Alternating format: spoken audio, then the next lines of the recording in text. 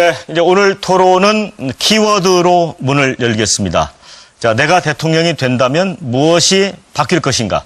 대한민국이 어떻게 바뀔 것인가? 이런 데 대한 질문인데 후보 여러분께서 간단한 키워드 형태로 제시를 해주시고 설명을 해주시면 되겠습니다. 먼저 오늘 그 발언 순서에 따라서 첫 기회는 문재인 후보님께 드리겠습니다. 설명을 좀 해주실까요?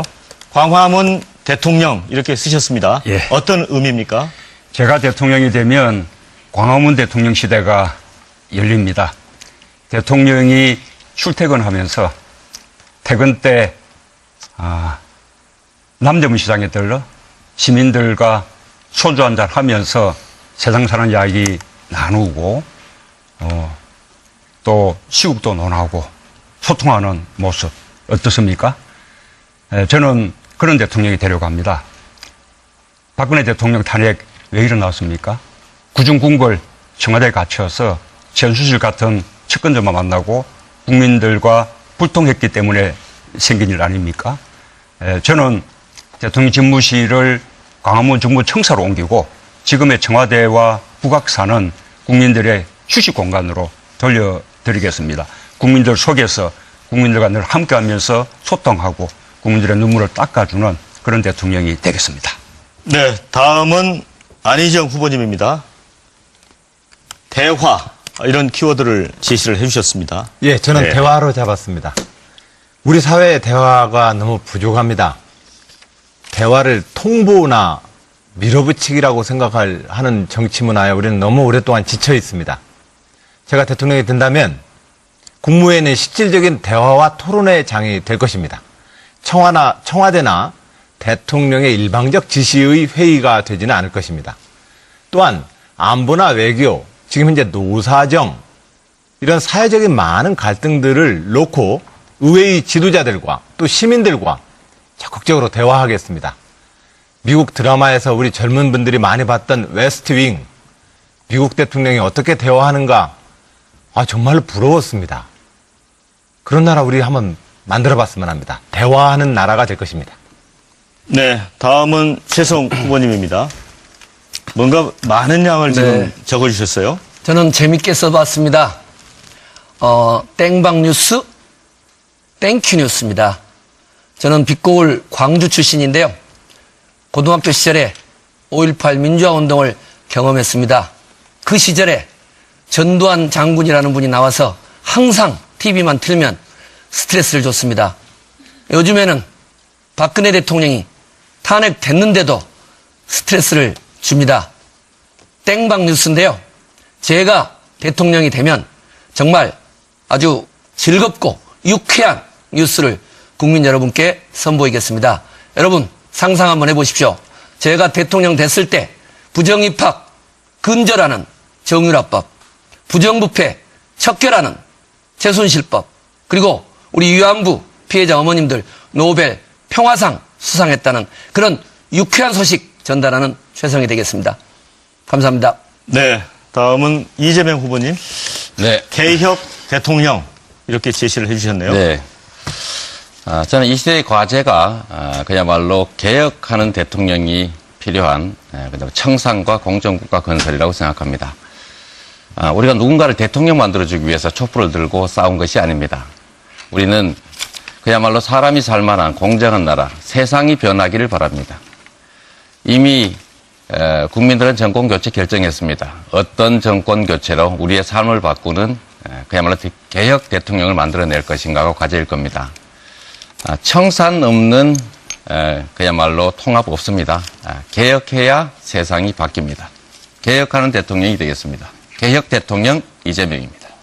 네, 자, 네 분의 키워드를 들어봤습니다. 국민들에게 공감을 끌어내기 위해서 얼마나 고심하셨는지 그 흔적을 좀 엿볼 수 있는 것 같습니다. 어느 분이 좀 대통령이 되셔도 이런 것들 다 좀 이뤘으면 좋겠다는 생각이 들고요. 자, 본격 토론 2017년 대한민국에 필요한 리더십이 무엇일지 좀 논의를 해보겠습니다. 사실 이제 이번 조기 대선이 이제 탄핵으로 해서 이제 시작이 된 것입니다. 그래서 대한민국을 업그레이드 하기를 좀 바라고 있고요.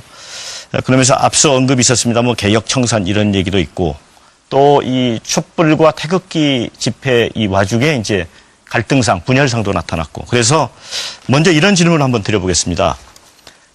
이 통합이 먼저냐, 적폐청산이 우선이냐. 어떤 것이 대통령으로서 우선 과제일까? 이런 부분인데 어느 분이 먼저 답변을 해 주실까요? 제가 먼저 좀 시작할까요? 네. 통합과 개혁 두 가지가 상반된 개념이 아닙니다. 소위 청산이냐 통합이냐를 지금 논의하고 있는데 이 두 가지는 동전의 양면과 같은 것이죠. 청산을 해야 개혁이 가능하고 진정한 개혁이 있어야 우리 국가 공동체 구성원들이 그야말로 공정한 질서 속에서 공정하게 기회를 누리며 살 수 있게 됩니다. 그게 진정한 통합이죠. 부패한 청산되어야 될 세력들하고 손을 잡으면 청산이 불가능합니다. 또는 명시적으로 예를 들면 대연정처럼 우리가 청산되어야 될 적폐 세력과 손을 잡는 것은 아니더라도 혹여 그 뿌리가 같은 기득권자들과 실제로 손을 잡고 있으면 그야말로 기득권 대연정이 될 가능성이 많죠. 그래서 그런 면에서 보면 진정한 개혁, 우리 국민들이 바라는 제대로 된 공정한 나라 만들기 위해서는 적폐 세력의 청산이 정말로 중요하고 그것은 공정한 나라를 만들기 위한 그야말로 대전제다.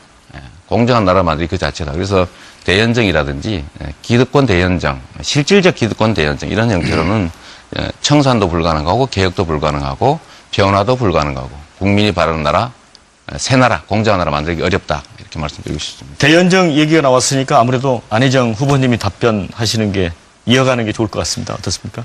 이 통합과 개혁이 얼뜻 보면 통합이 먼저냐 개혁이 먼저냐 이렇게 얘기하십니다. 근데 저는 분리될 수 있는 성질이 아니라고 생각을 합니다. 개혁을 잘해야 통합이 됩니다. 또 통합된 힘을 발휘할 때야만 적폐청산과 개혁 입법이 가능하지 않겠습니까? 저는 그런 점에서 우리가 그동안 정치나 사회생활 전반에 있어서 서로 분리될 수 없는 것을 분리시켜놓고 싸웁니다. 그러나 사실은 통합과 개혁이라고 하는 것은 우리 이재명 후보님도 말씀하셨듯이 동전의 앞뒷면입니다. 사회의 통합, 이 통합은 민주주의로 통합을 수준을 높여야 합니다. 누가 대통령이 되든 지금의 의회 구조는 앞으로 3년 동안 그대로 갑니다. 그 속에서 자유한국당과 바른정당하고는 그 일체의 대화 타협 없다 이래버리면 우회 정치는 정지돼 버립니다. 실질적으로 작동 안 하게 됩니다. 그런 점에서 대화와 타협을 향한 우회 정치에서의 통합력을 높여서 지난 234표를 얻어서 탄핵을 가결시켰던 것처럼 통합의 리더십을 우리는 다음번 정부의 대통령은 가져야 합니다. 그러한 통합의 리더십에 기초해서 개혁을 추진해야 되지 않겠느냐. 저는 그렇게 생각합니다. 자, 이번엔 문재인 후보님은 어떤 의견이신가요? 예, 아까 우리 사회자께서 최우선 과제 말씀하셨는데 저는 이 청산, 적폐청산과 통합 이것은 임기 5년 내내 계속해야 될 과제고 가장 시급하게 단기적으로 성과를 내야 될 과제는 저는 일자리 만들기라고 생각합니다. 그 점 먼저 말씀드리고 그다음에 적폐청산과 통합은 저는 따로 가는 것이 아니라고 생각합니다. 그중에서는 아까 우리 이재명 시장님 말씀과 조금 저는 비슷한데 적폐청산을 통해서 우리 사회를 공정하고 정의로운 그런 사회로 만들고 또 국민들에게 공평한 그런 세상 만들고 국민들을 편가르지 않는 그런 세상 만들면 그것이 바로 통합인 것이거든요. 적폐청산을 통해서 통합을 만들어내야 되는 것이죠. 통합은 정강정책이 다른 정치 철학이 다른 그런 정치 세력과 연정하는 것이 통합이 아니라 국민들의 마음을 한데 모으는 이것이 저는 진정한 통합이라고 그렇게 말씀드리고 싶습니다. 네.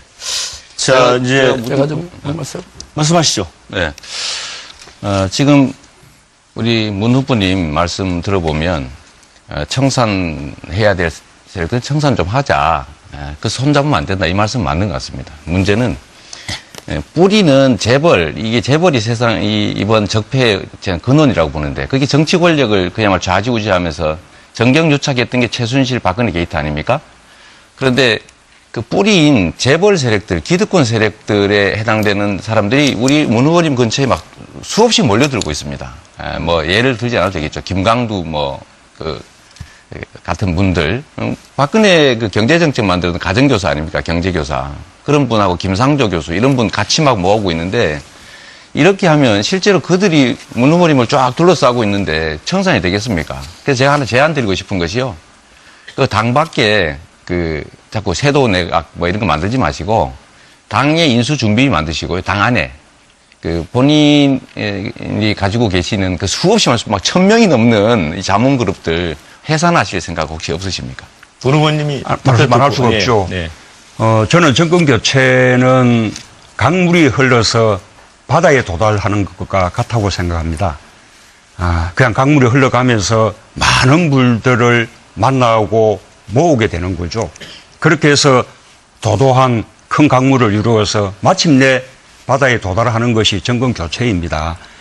자기 물로만 가고자 하면 끝까지 시냇물 밖에 되지 않는 거죠. 그러면서 많은 물들을 정권 교체를 위해서 모아나가는 것이고, 그 한계는 있죠. 적어도 양극단이 아닌 합리적이고 개혁적인 진보, 또 합리적이고 개혁적인 보수라면 저는 함께 힘을 모아나가서 정권 교체에 나가야 된다고 생각합니다. 정권 교체를 위해서 다 힘을 모으고 있는 과정이다. 그것이 정권 교체의 능력을 키우는 것이다. 경비원 동사시키고 이런 의혹 있는 분들을 다 그럼 모아가지고 최성 후보님한테 정권 교체가 말씀하시게 되겠습니까? 해주시고. 네, 최성 의원님 기회 드리겠습니다. 네. 대한민국 역사도 그렇고 또 전 세계 역사도 혁신과 통합은 누구나 이야기합니다. 자유한국당이 통합을 제일 많이 이야기할 겁니다, 현재. 중요한 건 누가 어떤 개혁과 혁신을 이야기하느냐는 것이 중요한 것이 아니라 혁신과 개혁의 내용입니다. 당연히 혁신과 개혁을 해야 국민 대통합이 오는 거고 국민 대통합에 힘이 있어야 혁신을 하는 것이죠. 그러나 구체적인 문제로 돌아와서 지금 자유한국당과 연정을 하겠다는 것은 지금 오늘 이 순간도 홍준표 후보 같은 분들 노무현 전 대통령을 향해서 입에 담을 수 없는 폭언을 하고 있는데 그런 분들하고 우리 연립정부 합시다 하는 건 그런 분들이 뱉는 통합은 그들의 기득권의 논리를 위하는 거다 이렇게 보고요. 앞으로 우리가 혁신과 통합을 할 때는 원칙을 이야기를 하고 그 속에서 통합의 내용을 이야기해야 된다고 봅니다. 우리 안희정 후보께서 자주 국회 선진화법 이야기하면서 숫자 이야기하는데 그러면 독재 정치를 해야죠. 숫자 때문에 법을 개정 못한다면 우리가 두려워하고 우리가 가른 가치는 항상 국민과 역사를 바라보면서 대통령이 탄핵되는 이런 국정농단의 중심이 있었던 청렴, 정의 그리고 통합, 민생개혁 과제를 관철시키는 과정에서 이를테면 자유한국당 같은 경우는 헌정 파괴적인 발언을 계속 하고 있지 않습니까? 우리가 요구할 것은 이런 정당은 해체하고 또 국회의원직을 사퇴해서 정말 제대로 된 국민과 함께하는 개혁 공동정부를 수립해야 된다 이렇게 생각합니다. 네, 이 자유한국당과의 협치 대상에서 넣을 건가 뺄 건가 이런 질문을 제기해 주셨는데 우리 안희정 후보님. 저는 이 모든 게 사실은 자유한국당하고의 어떤 제 결론부터 우선 말씀을 드리면 국가개혁과제와 적폐청산에 합의를 해야 대연정을 합니다. 이 얘기를 누차 말씀을 드렸는데 자유한국당하고도 한단 말이냐 자꾸 저를 공격하십니다. 제 말씀을 다시 한번 드립니다. 국가개혁과제에 합의를 해야만 연합정부를 구성할 수 있습니다. 그런데 지금 저를 자꾸 자유한국당하고 연정한다는 쪽으로 몰아붙입니다. 매우 정치적 공세입니다. 바로 이게 이런 식의 대화가 구태정치입니다. 아니 근데 지금 그리고 저는 자유한국당과 말씀 듣고요. 하셨잖아요. 네. 아니, 연정을 하겠다고 당연히 하셨잖아요. 자유한국당도 연정의 대상이 됩니다라고 그러니까 얘기한 그거 겁니다. 묻은 거죠. 당연히 우리는 안 그 된다고 연정의 보는데. 대상이 되는 것은 대화를 해봐야 될 거 아닙니까? 그걸 대화를 해봐야 지금 돼요. 현재 그냥 나머지 제가 한번 그리고 해볼까요? 적폐청산에 조금만 얘기 대해서 듣고 기회 말씀하셨는데 드리겠습니다. 예. 예, 적폐청산에 대해서 후보들이 말씀하셨는데 적폐청산 어떻게 하시겠다는 것이 저는 이해가 안 갑니다. 대통령령으로 다 적폐청산이 됩니까? 기본적으로 적폐청산을 향하려면 많은 개혁 입법 과제들이 필요한데 의회랑 어떻게 대화하실 것인지 저는 그런 점에서 통합의 리더십을 강조하는 것이고 다음 정부는 의회하고의 협치 수준을 높일 때라야만 개혁 과제도 실천할 수 있다 이 말씀을 드리는 것입니다.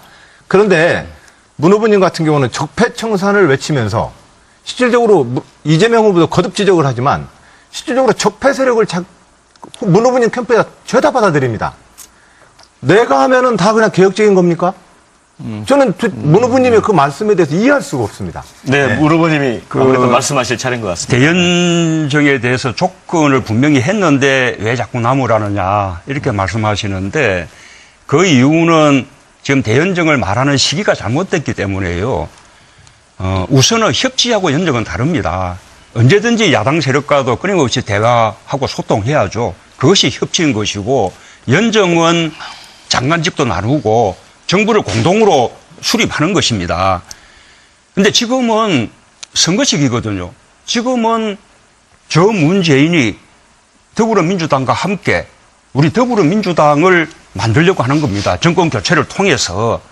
그런데 이 시기에 저 문재인과 더불어민주당이 왜 수권 영역이 있냐, 우리를 지지해 주십시오 하지 않고 경쟁하는 정당, 말하자면 적폐 세력인 정당과 연정할 테니 밀어주십시오. 이렇게 하면 시기가 아니라는 거죠. 네, 이 대목가 이 대목가. 제가 이 말은 마무리해야 되니까. 마무리하고 그래서 짧게. 연정이 이런 부분들은 정권 교체를 하고 나면 그때의 정치 상황에 달린 거라고 봅니다. 저는 아마 정권 교체되면 제가 짐작한 데는 국민의당은 원래 정권 교체의 방법에 대한 차이 때문에 갈라진 거기 때문에 저는 국민의당과는 자연스럽게 저는 통합될 것이라고 생각합니다.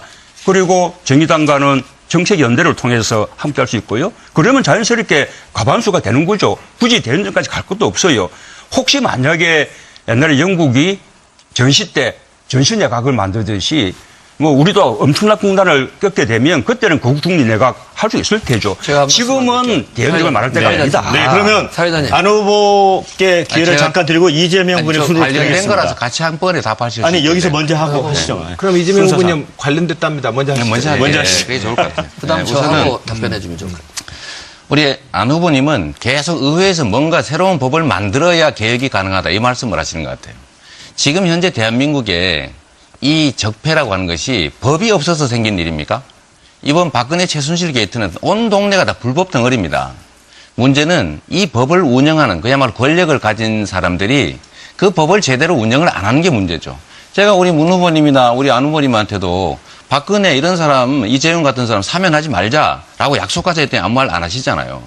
예를 들면 그런 것처럼 이미 있는 제도들을 제대로 운영하지 않는 그 운영하는 권한을 가진 권력자들이 그게 권력자가 문제인 것입니다. 그런데 그 권력자들하고 손을 잡아버리면 그 나쁜 생각을 가진 권력자들이 겉으로는 개혁할게요.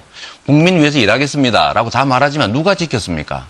개혁, 통합, 국민 민생 제일 많이 얘기한 사람들이 바로 이번 박근혜 최순실 게이트의 주범 새누리당입니다. 그런데 그 약속을 믿고 연정하겠다는 게 첫째 말이 안 되고 자, 제가 두 번째로는 우리 문 후보님 소연정 이런 말씀 하시는데 최승 후보님한테 말씀 좀 돌려주세요. 잠깐만요. 기회를 때. 예. 어차피 얘기가 바꿔야 되기 때문에. 또 해야 되니까 그러면. 그럼 나중에 하겠습니다. 제가 한 말씀 그래서 제도 연관되는 문제는 아니다. 예. 이건 너무 간단한 겁니다. 안 후보님. 박근혜 씨가 탄핵됐는데도 불구하고 헌재의 판정을 인정하지 않고 있습니다. 그 박근혜 국정농단 세력에 적극적으로 지지하는 세력들이 자유한국당 지도부입니다. 지금 안희정 후보께서 현재의 국면에서 자유한국당과 연립정부를 고민한다는 건 박근혜 국정농단 세력과 연립정부를 고민하겠다라는 이야기하고 똑같이 들리고 있는 겁니다. 그래서 문제가 심각하기 때문에 당원들이, 국민들이 안희정 후보님을 지지하는 분들이 이건 빨리 포기해야 된다라고 하는 거죠. 그 부분에 대한 답을 부탁합니다. 네, 그러면 안희정 후보 질문 듣고 대통령적 피해 극복 방안으로 좀 논의의 초점을 좀 옮겨보겠습니다. 네. 말씀하시죠. 저는 자유한국당까지 포함해서 제가 대통령이 되면 현재의 여소야대 의회와 대화할 준비를 하고 있습니다. 나머지 후보님들은 지금 현재 상대에 대한 미움과 분노만을 나열하고 있을 뿐입니다. 내가 대통령이 되면 현재의 다당과 누가 대통령이 되더라도 여소야대의 이 의회와 어떤 방식으로 국정을 운영할지에 대해서 저는 구체적인 모델로 자유한국당까지도 그들이 국가개혁과제에 동의한다면 의회에 가장 강력한 다수파를 형성해서 연정을 해보겠습니다라고 얘기를 하는 겁니다. 근데 나머지 후보들은 저를 자유한국당에 대한 그 미움으로 바로 환치시켜서 저를 지금 공격하고 있습니다. 저는 이것은 잘못된 공격이다 생각을 드리고, 시기라고 말씀하셨는데, 지금 시기에 문 후보님도 소현정을 강조하셨지 않았습니까? 자, 그러면. 소현정만으로도 된다는 것이죠. 예. 어쨌든 연정력에 대해서 얘기했던 건 똑같습니다. 예. 똑같은 거기 때문에 지금 적절한 시기가 아니다라고 하는 것도 적절한 지적은 아니십니다.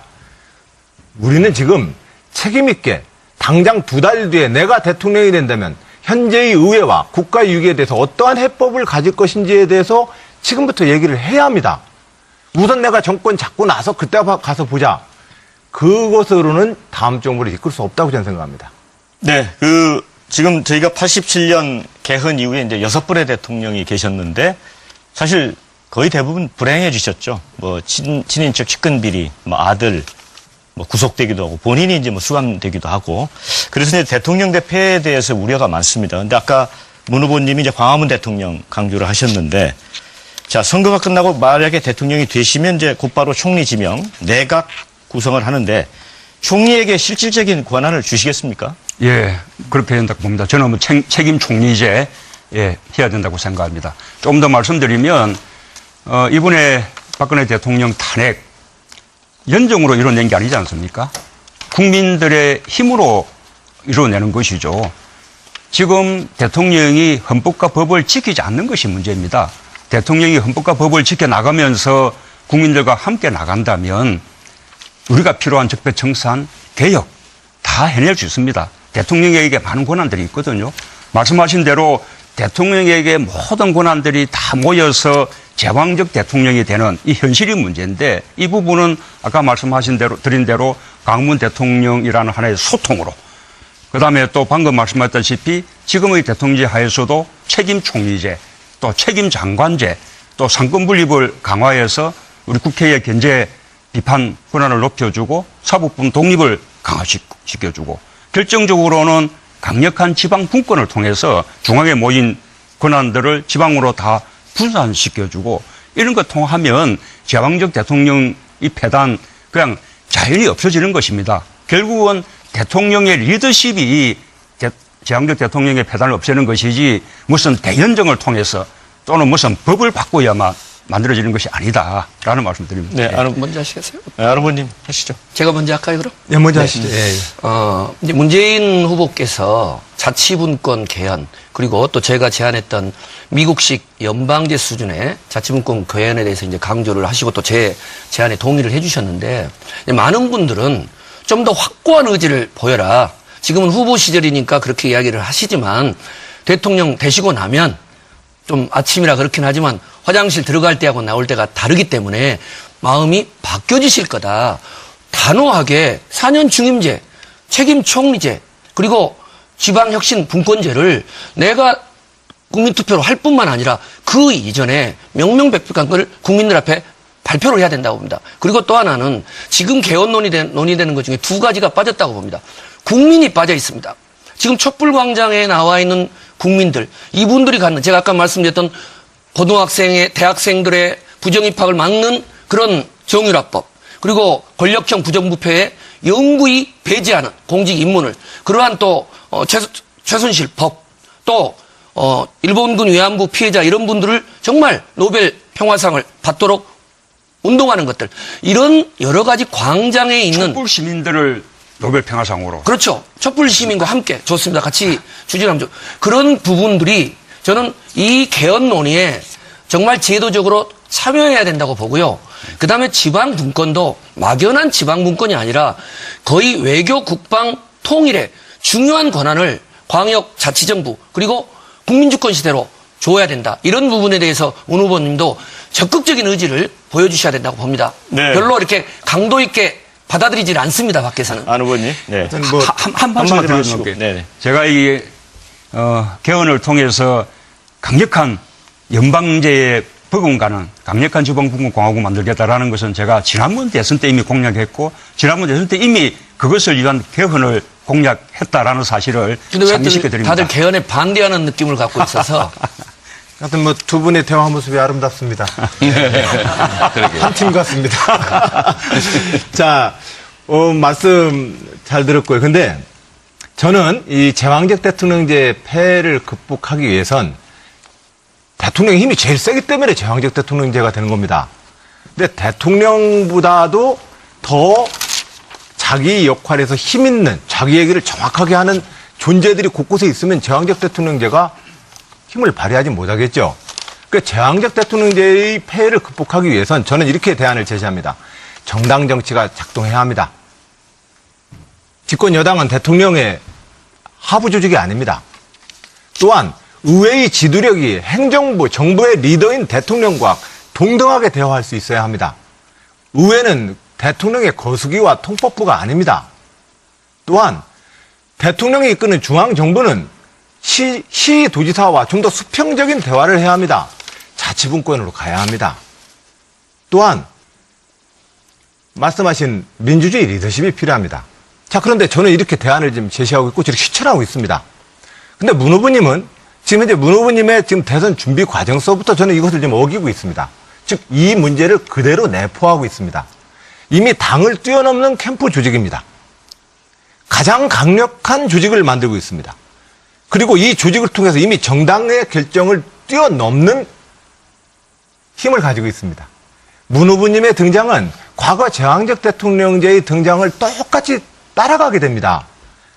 그렇기 때문에 제가 이 경선 과정에서부터 정당 중심으로 또 우리가 지금 대통령이 되면 대통령으로 다 해결할 수 있는 것처럼 얘기하지만 의회와 어떻게 협치할 것이냐에 대해서 구체적 대안을 제시하지 않으면 제왕적 대통령 이제 극복 못한다고 저는 봅니다. 그럼 문 후보님 안 할 수가 없죠. 짧게 답변하시고 예, 우리 제가 우선은 뭐 제가 발표한 정책 공약 가운데 우리 더불어민주당의 당론을 벗어나는 그런 공약은 없다라는 말씀을 드립니다. 오히려 우리 안희정 후보가 대연정을 말하고 뭐 국민 안심정제 또는 뭐 국공립대학교 무상등록금 이런 부분들이 우리 당론하고는 다른 정책 공약들을 지금 말씀하고 있는 것이죠.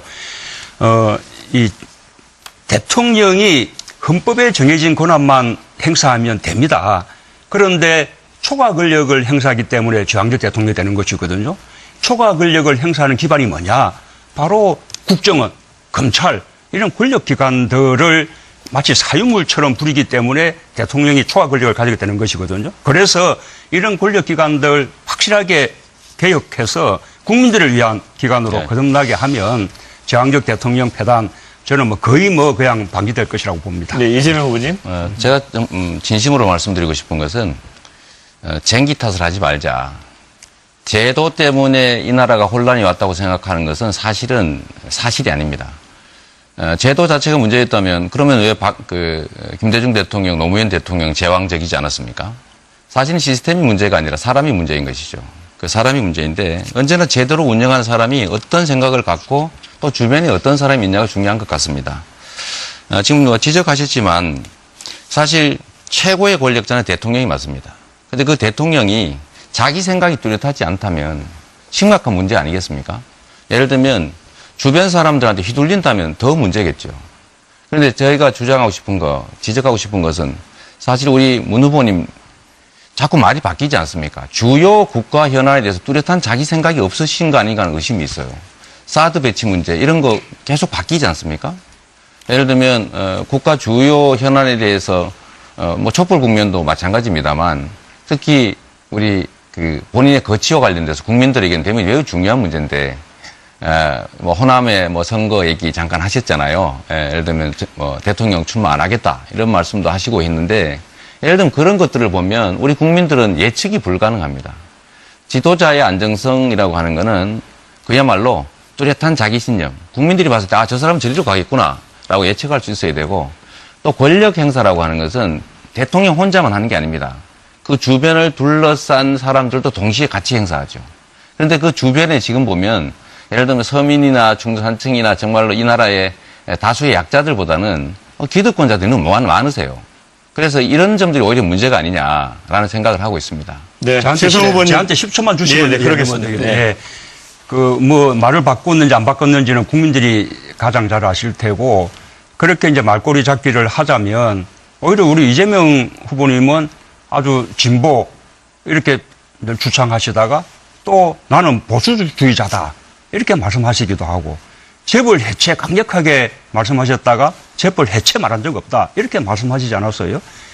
말을 누가 바꾸냐라는 것은 국민들이 다 평가하는 겁니다. 네. 아니, 그 점은 팩트에 관한 거니까. 짧게 좀 말씀드리겠습니다. 명확하게 말씀드리면 저는 재벌 해체가 아니라 재벌 체제 해체를 얘기한 겁니다. 재벌의 황제 경영 요소를 철저하게 제거해서 재벌 대기업들이 국민기업으로 나자는 것이고 또 한 가지 제가 보수주의자라고 하는 게 아니라 우리나라의 이 이념 환경이 부패 기득권 세력들이 보수를 참칭하고 있다. 교과서적인 의미나 선진국 개념에 보면 사실은 문 후보님을 지금 진보나 개혁이라고 부르지만 실제로 진보 개혁이 아니라 보수적 요소가 아주 많죠. 그래서 저는 그런 말로 그런 건 우리 말을 이재명 바꾸려고 후보님과 하시면 공격하지 안 됩니다. 자, 제가 두 분 아니, 않습니다. 대통령 선거에 나오겠다 안 나오겠다 이건 정말 다른 것이죠. 말씀을 드리는 거죠. 평가와 자기 말은 다른 겁니다. 네, 네. 네, 최성호 제가 의원님. 일단 네. 일요일 아침이니까 두 분 간단히 정리해 드리면 두 분이 계속 이야기하는 게 모든 정치 영상은 흑백 논리로 볼 수 없다. 아, 당신들께서 주장하셨잖아요. 혁신과 통합은 동전의 양면이다. 그걸 갖고 그렇게 일요일 아침에 싸우실 이유가 뭐가 있습니까? 자, 우선 주제는 제왕적 대통령제 폐단을 어떻게 극복할 것인가. 저만 여러 후보 중에 유일하게 청와대, 국회, 시장, 또 백수, 시민 겪어봤습니다. 중요한 건 좋은 대통령을 뽑아야 됩니다. 정말 협치적인 마인드를 가지고 있는 이런 통합적인 이런 좋은 대통령을 뽑아야지 박근혜 대통령 같은 이런 나쁜 대통령을 뽑아놓으니까 국정이 이렇게 농단됐고요. 두 번째는 시스템이 필요합니다. 사람만의 문제는 아닙니다. 이 시스템을 위에 여의도의 정치 그다음에 특권층만이 아니라 대한민국 국민은 대단히 죄송하지만 이 자리에 있는 대권 후보들보다 정치인보다 훨씬 뛰어납니다. 그분들의 집단 지성을 개헌 논의에 참여시켜야 됩니다. 대통령 당선과 동시에 1년 이내에 내년 지자체 선거 때까지 국민적 총의를 모으는 형태로 해서 권력 구조 그리고 시민 참여 방안 개혁 의제를 만들어야 된다고 저는 그렇게 생각을 합니다. 네, 근데 이제 보면 모든 정권에서 그 이른바 낙하산 인사 이게 항상 좀 재현됐고 논란이 됐던 것 같습니다. 그래서 이 부분도 저희 그 시청자들이 관심이 많을 것 같거든요. 그 부분에 대해서 좀 말씀해 주실까요? 제가 바로 이제 그런 점에서 문재인 후보님의 저 캠프와 경선 운동 과정을 좀 걱정하는 겁니다. 이미 2002년도에도 제가 직접적으로 대선을 치러봤지 않았습니까? 정당이 집권을 하게 하는 것이 중요하다. 내 캠프가 승리하는 것이 아니라 그런 측면에서 지금 현재 그 메모드 조직은 나중에 대통령 되시면 다 어디 한 자리 달라고 합니다. 지금 현재 그분들한테 신세 지면서 경선 운동하고 있는 거 아닙니까? 그런 측면에서 저는 제왕적 대통령제의 폐해를 극복하자라거나 미래를 뭔가 새로운 정부를 구성하고 운영하겠다고 한다면 과거와는 다른 뭔가를 좀 시도해보자고 제안하는 겁니다. 문 후보님을 막 한사코 그냥 요즘 젊은 친구들 말대로 디스하려고 하는 얘기가 아닙니다. 실질적으로 문 후보님이 현재 경선을 지금 임하고 있는 전반적인 방식이 그동안 제가 정당 활동을 하면서 봐왔던 모든 문제를 좀 다 안고 있습니다. 그 상태로 정권 교체를 대세론을 유지할 수 있는지는 모르겠으나 좋은 대통령, 이 시대가 원하는 개혁을 수행하기는 어렵다. 저는 그렇게 분명히 말씀을 올립니다. 네, 문 후보님. 그 인사 문제는 뭐 다들 기억하시겠지만 역대 정부 가운데서 말하자면 시스템 인사를 하고 그 인사 시스템에 대통령조차도 관여하지 않았던 그 유일한 정부가 참여정부입니다. 또 역대 정부에서 가장 인사검증을 깐깐하게 했던 정부가 참여정부인데 그 민정수석이 바로 접니다. 저는 인사검증에 관한 방대한 그 검증 매뉴얼도 마련해 놓고 나왔습니다. 이명박 박근혜 정부가 그 검증 매뉴얼만 따랐다면 거기에 인사청문회 때마다 부동산 투기, 병력 멘탈, 위장 전입, 논문 표절, 뭐 세금 탈루 이런 인사들 인사하지 않았을 겁니다. 그래서 저는 그런 시스템 인사, 그다음에 엄격한 검증에 더해서 인사 추천 실명제를 하겠다라고 또 공약을 했습니다. 인사에 대해서 누가 추천했는지 실명제를 해서 나중에 그 인사가 잘못됐다면 두고 책임을 지게 하는 그런 하겠다고 그러고 또 그 기록을 반드시 청와대에 남겨서 후세에 심판을 받도록 하면 된다고 생각합니다. 네, 이재명 씨에게 네. 기회 드리겠습니다. 우리 안 후보님, 제가 하나 지적하고 싶은 것이 있는데요. 끊임없이 지금 대연적 말씀 하시지 않습니까? 제가 그 말씀을 드리고 싶어요. 탄핵 누가 했습니까? 숫자 부족해도 했습니다. 국민들의 힘으로 하는 겁니다. 정치는 정치인들이 담합을 통해서 하는 게 아니라 국민의 뜻이 관철되는 과정이죠. 만약에 우리가 어떤 정말로 국가에 필요한 개혁 과제를 수행해야 되는데 정치적으로 동의하지 않는다.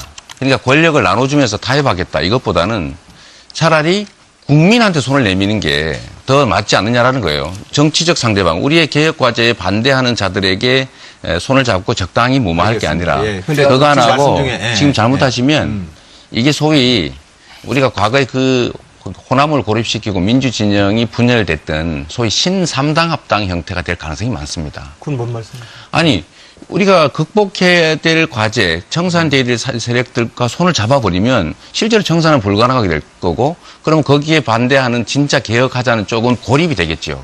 그래서 이게 새로운 신삼당 합당 네, 그러면 아니냐. 안 후보님 짧게 하고 그 다음 단계로 넘어가겠습니다. 다음에 의회와 누가 대통령이 되더라도 현재의 여소야대 국회와 좀 더 높은 수준의 연합정부를 좀 구성하자고 하는 것이 그래서 의회와 좀 더 대화를 하자고 하는 것이 갑자기 이재명 후보님의 말씀으로는 정치인들의 담합이 되어서 저를 공격하는 단어가 됩니다. 대연정이란 권력을 나누고 의회하고의 장관 자리를 대화가 상대한테 주는 거죠. 대통령이 의회에서 대화하는 건 다릅니다. 의회하고의 대화가 그것이 담합이라고 얘기할 수는 없습니다. 아니 의회와 자, 대화는 그런 점에서 뭐라고 하지 않는다니까요. 예. 아니 이재명 짧게 한 후보님도 말씀만 드릴게요. 소연정이라도 해야 된다고 얘기했잖아요. 그거는 의회와 협의하는 것하고 네, 네.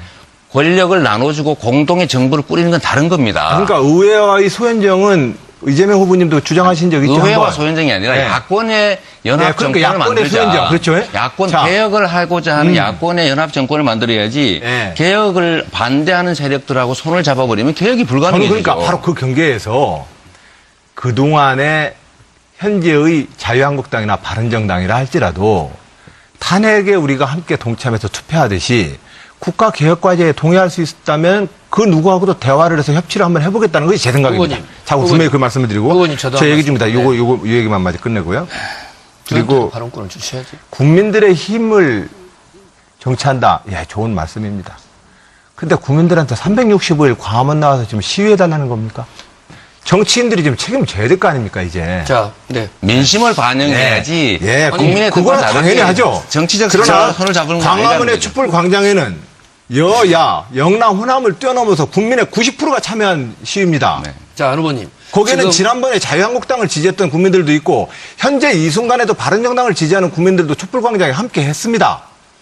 그 국민들과 함께 하려면 당연히 의회랑 대화를 자, 하고 의회에서 아니, 대화하는 거라는 게 아니라 그리고 권력을 나누는 게 그것을 더 문제죠. 나아가서 잠깐요. 그 그리고 대화를 할까? 통해서 네. 합의할 수 있다면 연합정부를 구성해보자고 하는 것이 뭐가 그리 잘못입니까? 자, 네, 뭐 잠깐만요. 생각이 비슷하신 것 같은데 지금 제가 볼 때는 아니, 잠시 이 말씀 여기서 마무리만, 한마디만 네. 짧게 좀 해주세요. 지금 다음 단계. 친인척 비리, 측근 비리를 이야기하는 이유가 뭡니까?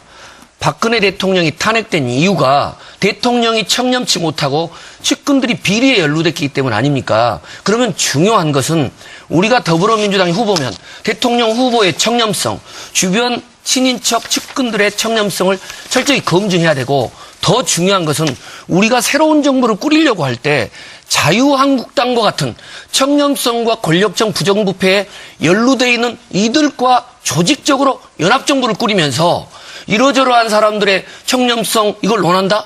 이것은 너무 논리적으로 모순이 되는 것이죠. 자, 뭐 최 후보님 말씀은 제가 뭐라고 답을 할지 모르겠습니다. 예. 네, 자, 그러면은 이제 다음 단계로 넘어가겠는데요. 지금 여러분께서는 더불어민주당 대선 후보 경선 토론을 함께하고 계십니다.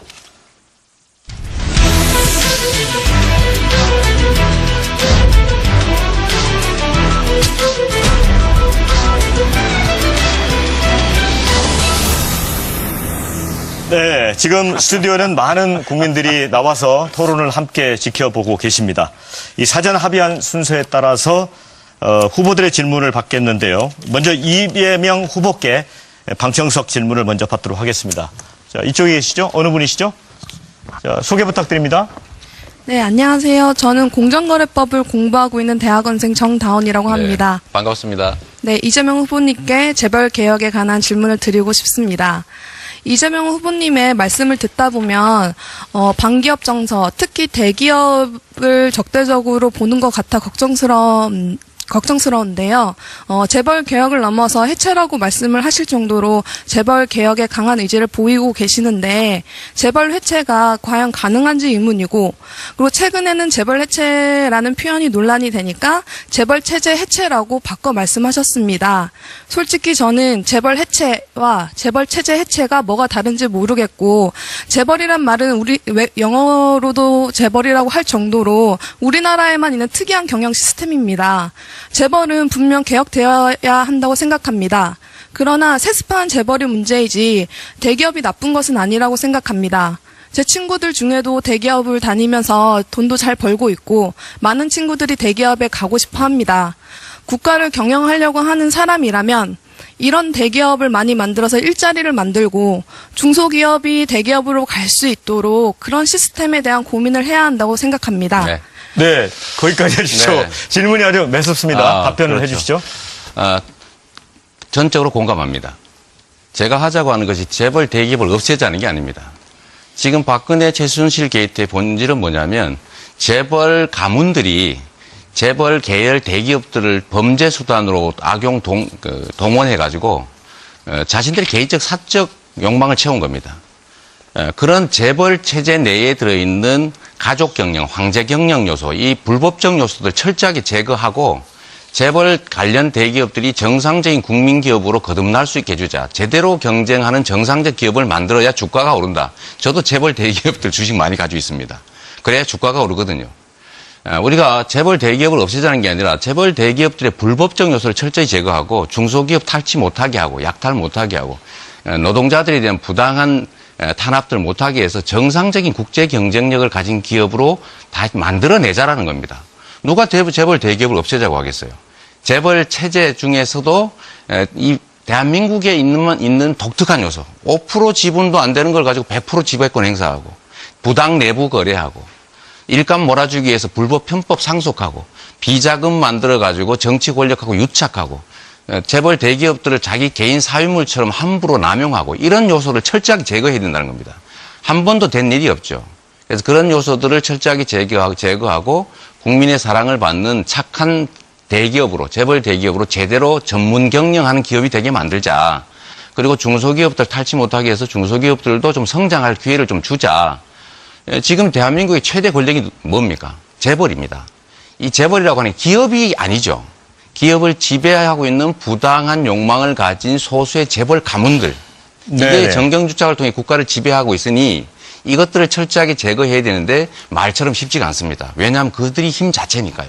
네. 그래서 그런 요소를 제거하자는 것이고 그 표현들이 마땅치가 않은 거죠. 그냥 재벌 개혁 말은 다 하는데 한 번도 못했지 않습니까?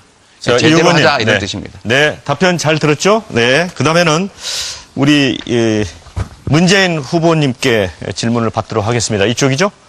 자, 자기소개 부탁드립니다. 안녕하세요. 조진철입니다. 반갑습니다. 후보님께서는 대선 후보 지지율 1위를 달리는 만큼 내가 대세 후보라고 자신감을 피력하셨는데요.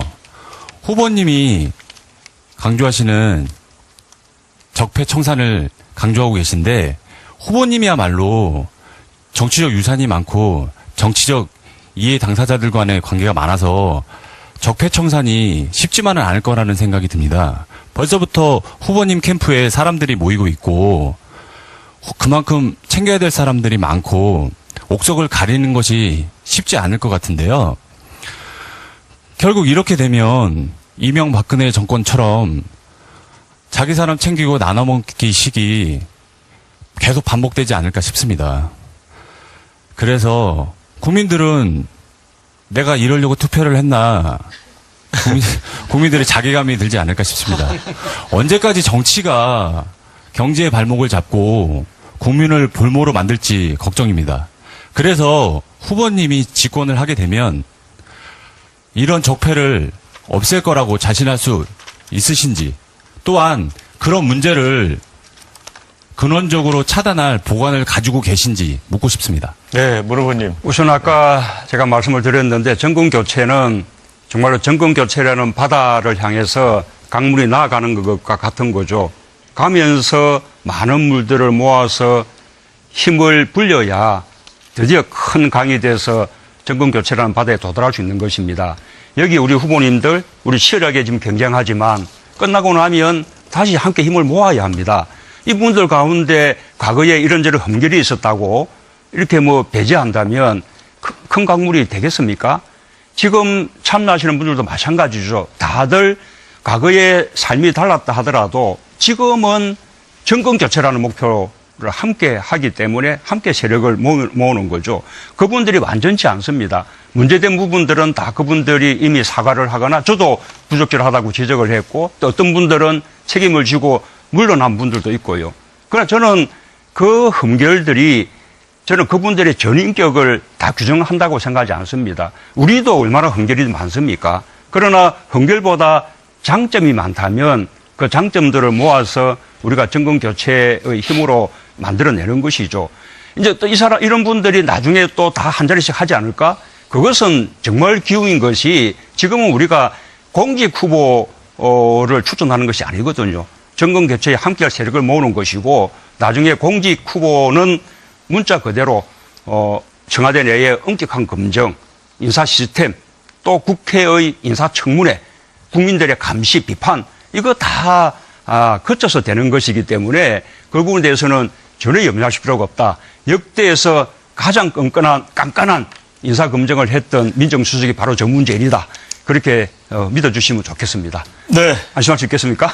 예. 네, 감사합니다. 네. 자, 오늘 질문들이 아주 맵고, 그야말로 이 돌직구 같습니다. 자, 이번에는 우리 안희정 후보께 질문을 받겠습니다. 자, 질문해 주실까요? 안녕하세요. 대한민국 20대 청년 조유정입니다.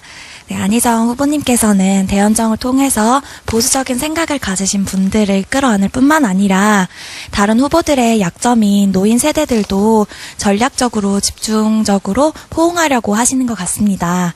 그런데 제가 2월 3일 허밍턴 포스터 코리아에서 후보님께서 인터뷰한 내용에서 대학 강연에서 복지는 침몰하는 타이탄에게 비유하면서 청년들을 위한 구명보트의 자리는 없다라고 말씀하신 것으로 알고 있습니다. 지금 대한민국에서 청년들은 젊다는 이유로 어머니, 아버지 세대들도 경험했고 할아버지, 할머니 세대들도 경험했기 때문에 참아야 한다라는 것을 강요당하고 있습니다. 그런 이유로 꿈과 희망만을 포기하는 것이 아니라 인간적으로 존엄하게 살 권리 그리고 행복할 권리마저도 침해당하고 있습니다. 저희는 대학 등록금을 걱정하고 비정규직을 전전하면서 살아가고 있습니다. 그렇기 때문에 안희정 후보님께서 구명보트에 청년들을 위한 자리는 없다라고 말씀하셨을 때 저희 20대는 굉장히 실망을 하고 외면당한 것 같아서 굉장히 슬퍼했는데요.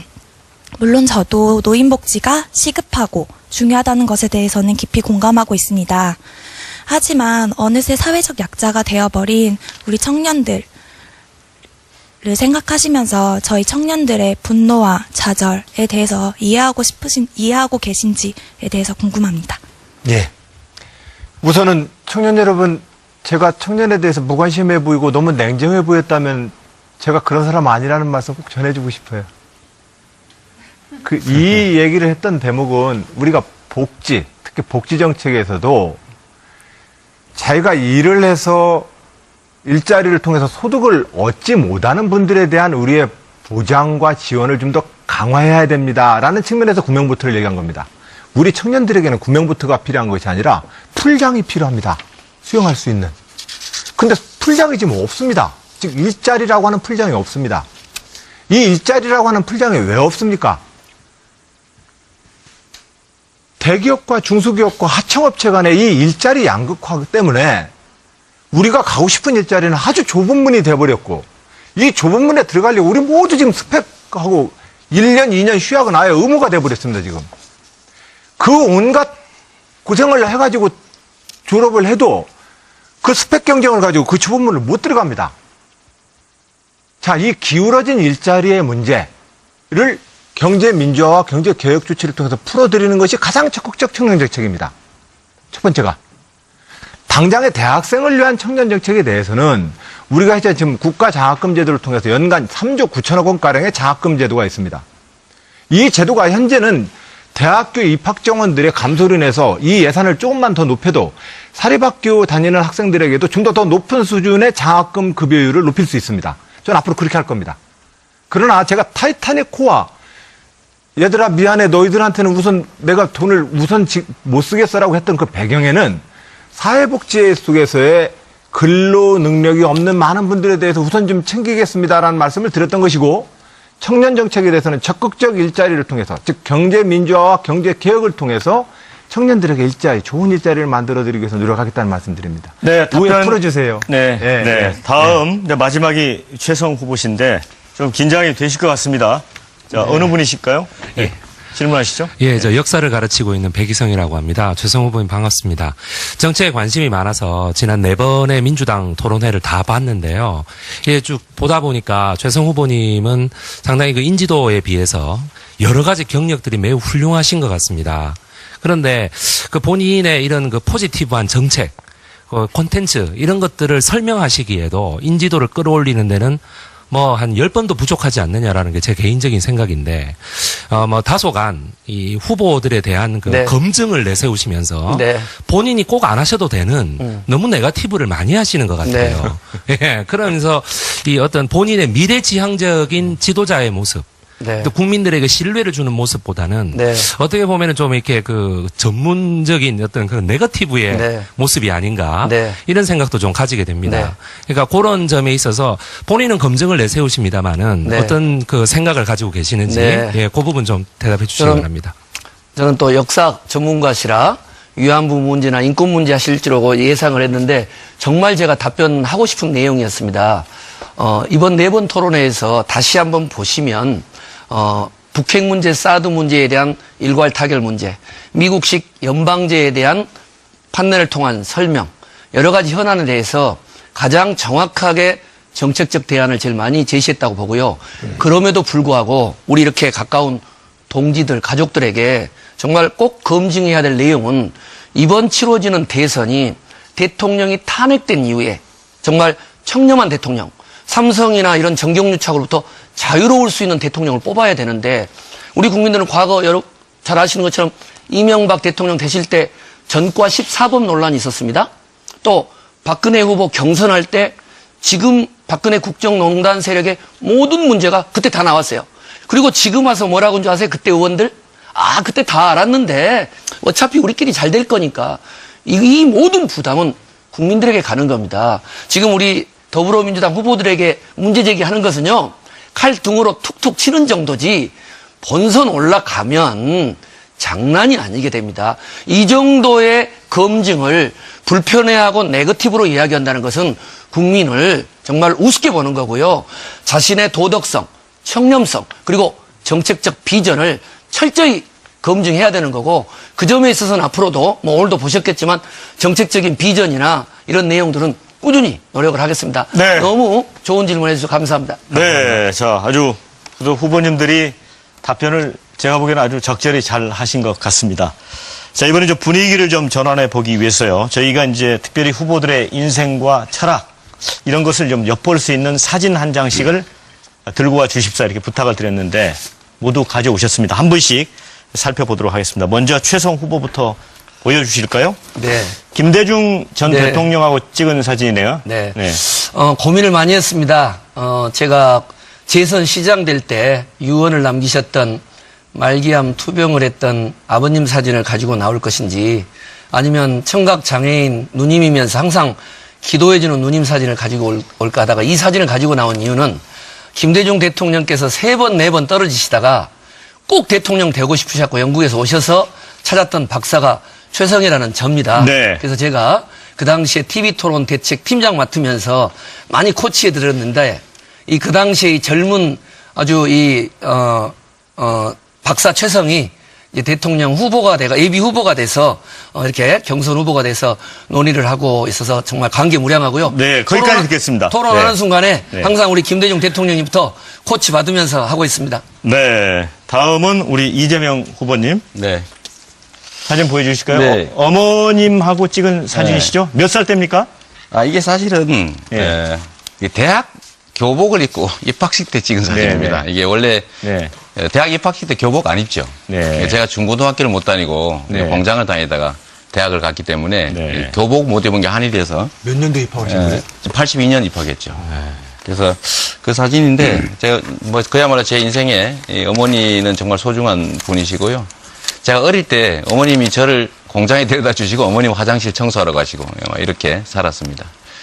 그런데 제가 이 자리를 빌어서 한 말씀 드리고 싶은데 이 어머니와 관련돼서 사실 저희 형님이 시정에 개입하다가 이제 그걸 어머니가 또 말리고 이런 과정에서 어머니를 두들겨 패는 일이 벌어졌습니다.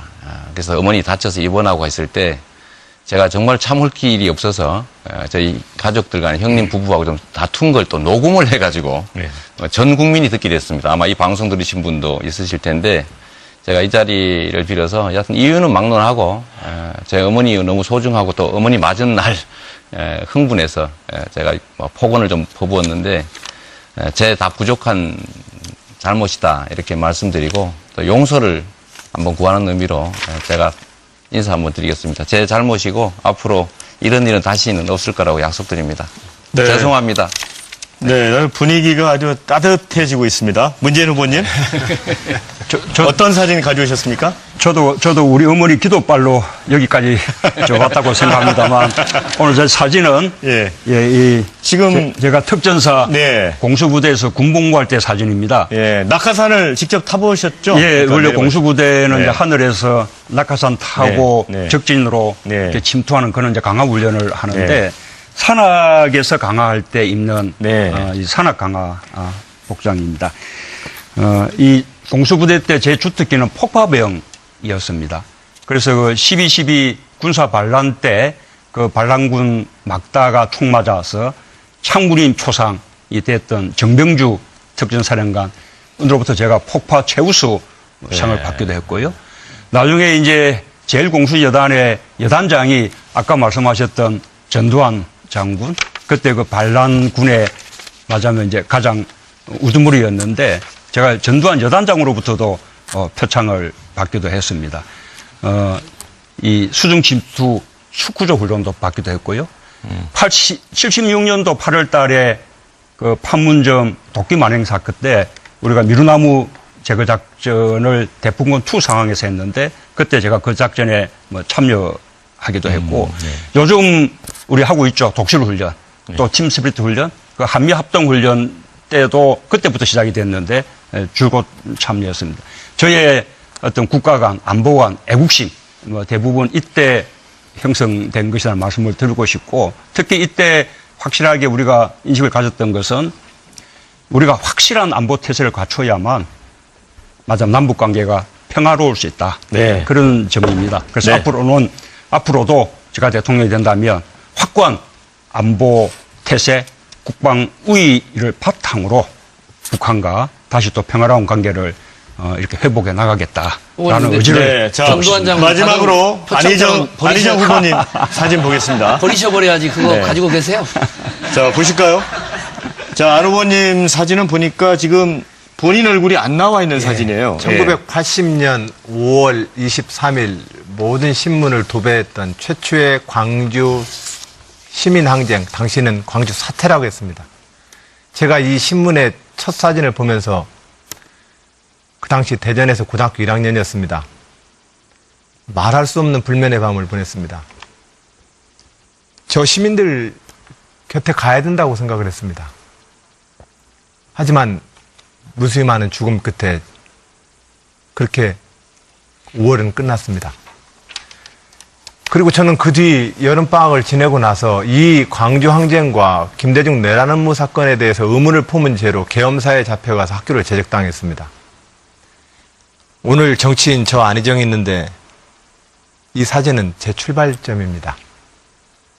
우리 그래서 민주주의자로서 저는 민주당을 이 역사를 함께 해왔습니다. 오늘이 제가 있게 한 장의 사진입니다. 네, 시청자 여러분들도 아주 좋은 시간이 됐을 것 같고요. 이제는 외교, 안보, 또 경제, 일자리 이런 쪽으로 좀 토론을 이어가도록 하겠습니다. 먼저 오늘 아침에 제가 들어오기 전에 기사를 보니까 김정은 그 북한 노동당 위원장이 신형 고출력 로켓 엔진 지상 분출 시험을 참관을 했더라고요. 이 속보 형태로 떴는데 요게 이제 전문가들은 80톤 추력의 엔진을 개발에 성공하면 미국 본토를 때릴 수 있는 ICBM 대륙간 탄도미사일 1탄 로켓이 완성될 거다 이런 보도가 있었고요. 아시겠지만 또 얼마 전에 며칠 전에 틸러슨 국무장관도 저희 왔고 지금 이제 중국에 가 있죠. 하고의 어떤 제 결론부터 우선 말씀을 드리면 국가개혁과제와 적폐청산에 합의를 해야 대연정을 합니다. 이 얘기를 누차 말씀을 드렸는데 자유한국당하고도 한단 말이냐 자꾸 저를 공격하십니다. 제 말씀을 다시 한번 드립니다. 국가개혁과제에 합의를 해야만 연합정부를 구성할 수 있습니다. 그런데 지금 저를 자꾸 자유한국당하고 연정한다는 쪽으로 몰아붙입니다. 매우 정치적 공세입니다. 바로 이게 이런 식의 대화가 구태정치입니다. 아니 근데 지금 그리고 저는 자유한국당과 지금 말씀 하겠다고 듣고요. 하셨잖아요. 네. 아니, 연정을 하겠다고 당연히 하셨잖아요. 자유한국당도 연정의 대상이 됩니다라고 그러니까 얘기를 한 겁니다. 그거 물은 거죠. 당연히 우리는 안 그 된다고 연정의 보는데. 대상이 되는 것은 대화를 해봐야 될 거 아닙니까? 그걸 대화를 예. 해봐야 지금 돼요. 현재 제가 나머지 한번 그리고 해볼까요? 적폐청산에 조금만 얘기 대해서 듣고 말씀하셨는데, 기회 드리겠습니다. 예. 예, 적폐청산에 대해서 후보들이 말씀하셨는데 적폐청산 어떻게 하시겠다는 것이 저는 이해가 안 갑니다. 대통령령으로 다 적폐청산이 됩니까? 기본적으로 적폐청산을 향하려면 많은 개혁 입법 과제들이 필요한데 의회랑 어떻게 대화하실 것인지 저는 그런 점에서 통합의 리더십을 강조하는 것이고 다음 정부는 의회하고의 협치 수준을 높일 때라야만 개혁 과제도 실천할 수 있다. 이 말씀을 드리는 것입니다.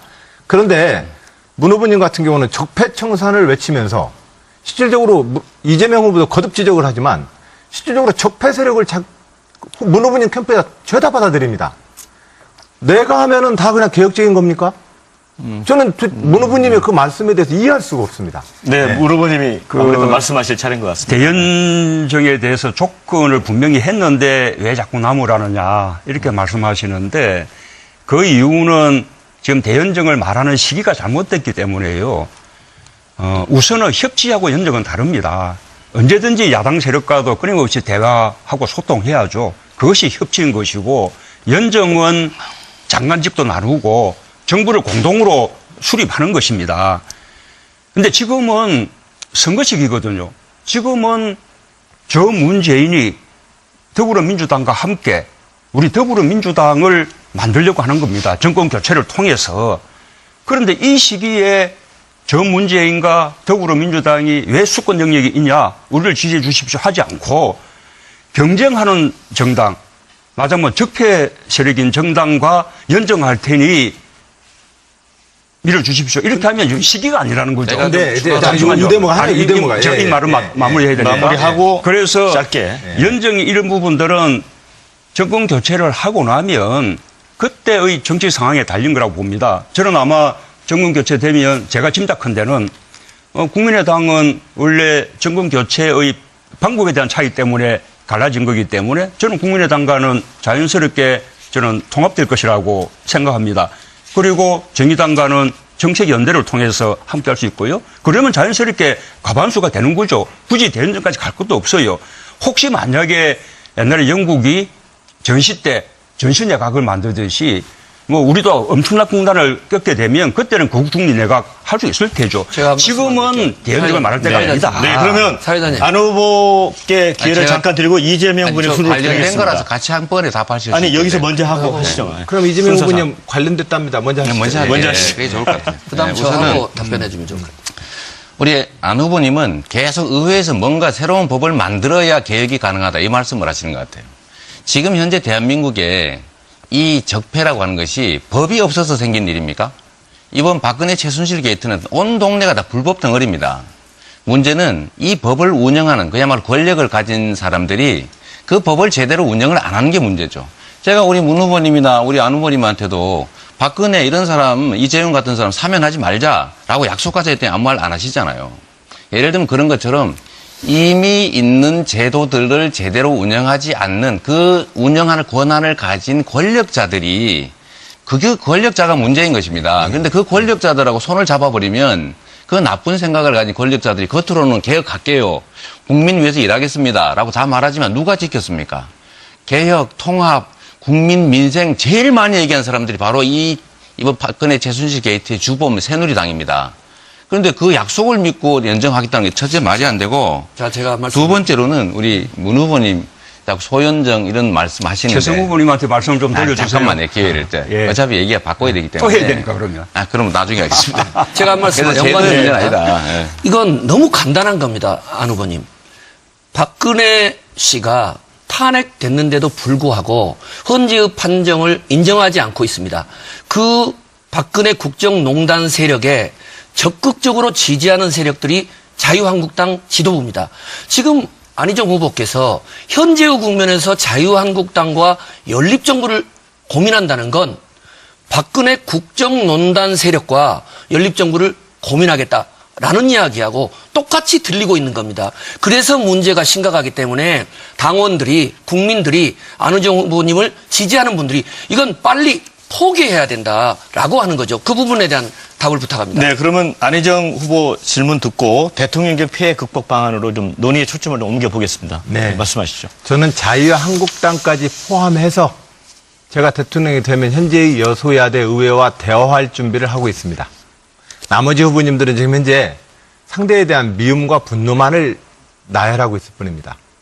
내가 대통령이 되면 현재의 다당과 누가 대통령이 되더라도 여소야대의 이 의회와 어떤 방식으로 국정을 운영할지에 대해서 저는 구체적인 모델로 자유한국당까지도 그들이 국가개혁과제에 동의한다면 의회에 가장 강력한 다수파를 형성해서 연정을 해보겠습니다라고 얘기를 하는 겁니다.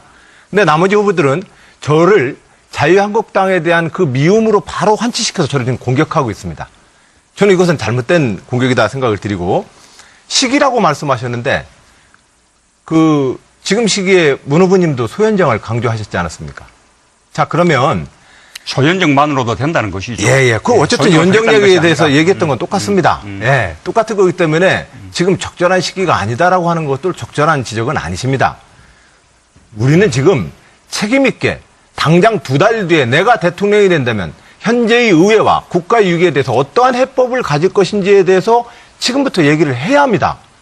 우선 내가 정권 잡고 나서 그때 가서 보자. 그것으로는 다음 정부를 이끌 수 없다고 저는 생각합니다.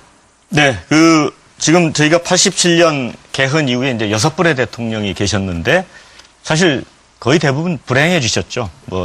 친인척 측근 비리, 아들, 구속되기도 하고 본인이 이제 수감되기도 하고 그래서 이제 대통령 대패에 대해서 우려가 많습니다. 근데 아까 문 후보님이 이제 광화문 대통령 강조를 하셨는데 자, 선거가 끝나고 만약에 대통령이 되시면 이제 곧바로 총리 지명, 내각 구성을 하는데 총리에게 실질적인 권한을 주시겠습니까? 예, 그렇게 된다고 봅니다. 저는 책임 총리제 해야 된다고 생각합니다. 좀 더 말씀드리면 이번에 박근혜 대통령 탄핵 연정으로 이뤄낸 게 아니지 않습니까? 국민들의 힘으로 이뤄내는 것이죠. 지금 대통령이 헌법과 법을 지키지 않는 것이 문제입니다.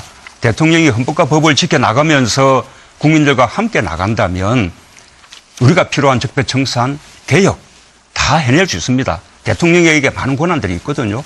말씀하신 대로 대통령에게 모든 권한들이 다 모여서 제왕적 대통령이 되는 이 현실이 문제인데 이 부분은 아까 말씀하신 대로 드린 대로 광문 대통령이라는 하나의 소통으로 그다음에 또 방금 말씀하셨다시피 지금의 대통령제 하에서도 책임 총리제 또 책임 장관제 또 상권 분립을 강화해서 우리 국회의 견제 비판 권한을 높여주고 사법부문 독립을 강화시켜주고 결정적으로는 강력한 지방 분권을 통해서 중앙에 모인 권한들을 지방으로 다 분산시켜주고 이런 것 통하면 제왕적 대통령 이 패단 그냥 자연히 없어지는 것입니다. 결국은 대통령의 리더십이 제왕적 대통령의 패단을 없애는 것이지 무슨 대연정을 통해서 또는 무슨 법을 바꿔야만 만들어지는 것이 아니다라는 말씀드립니다. 네, 먼저 하시겠어요? 네, 안 후보님 하시죠. 제가 먼저 할까요, 그럼? 네, 먼저 하시죠. 예.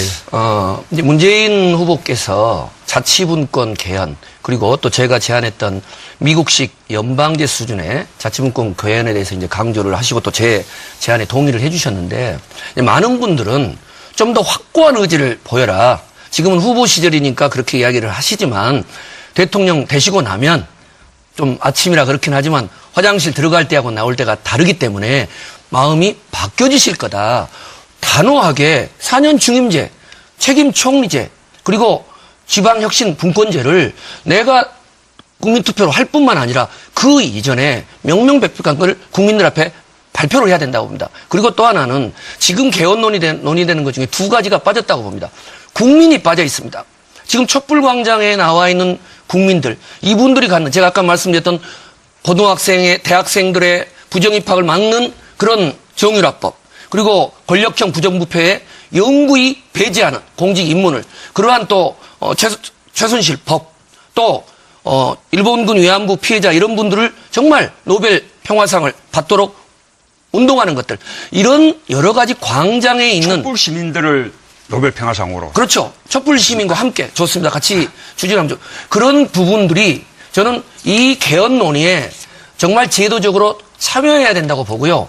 그다음에 지방 분권도 막연한 지방 분권이 아니라 거의 외교 국방 통일의 중요한 권한을 광역 자치정부 그리고 국민주권 시대로 줘야 된다. 이런 부분에 대해서 문 후보님도 적극적인 의지를 보여주셔야 된다고 봅니다. 네. 별로 이렇게 강도 있게 받아들이질 않습니다. 밖에서는. 안 후보님. 네.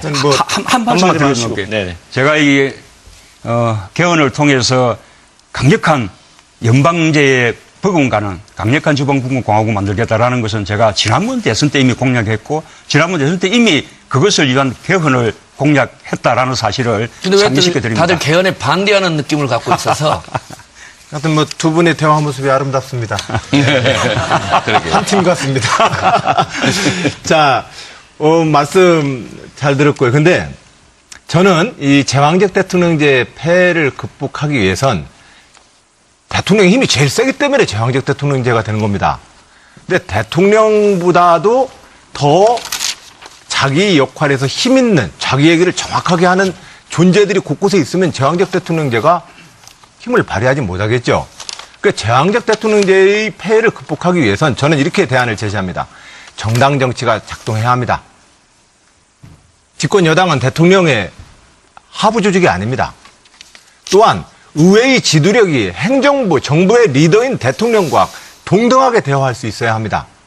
의회는 대통령의 거수기와 통법부가 아닙니다. 또한 대통령이 이끄는 중앙정부는 시도지사와 좀 더 수평적인 대화를 해야 합니다. 자치분권으로 가야 합니다. 또한 말씀하신 민주주의 리더십이 필요합니다. 자, 그런데 저는 이렇게 대안을 지금 제시하고 있고 저렇게 실천하고 있습니다. 근데 문 후보님은 지금 현재 문 후보님의 지금 대선 준비 과정서부터 저는 이것을 좀 어기고 있습니다. 즉, 이 문제를 그대로 내포하고 있습니다. 이미 당을 뛰어넘는 캠프 조직입니다. 가장 강력한 조직을 만들고 있습니다. 그리고 이 조직을 통해서 이미 정당의 결정을 뛰어넘는 힘을 가지고 있습니다. 문 후보님의 등장은 과거 제왕적 대통령제의 등장을 똑같이 따라가게 됩니다.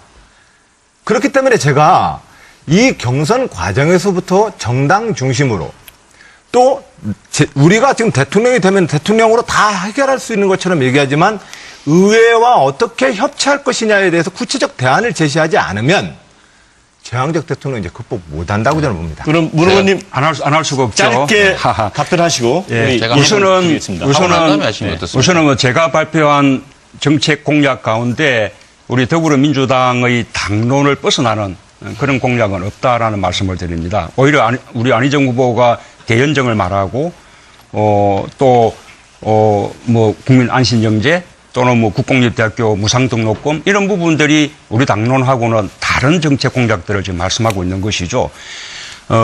이 대통령이 헌법에 정해진 권한만 행사하면 됩니다.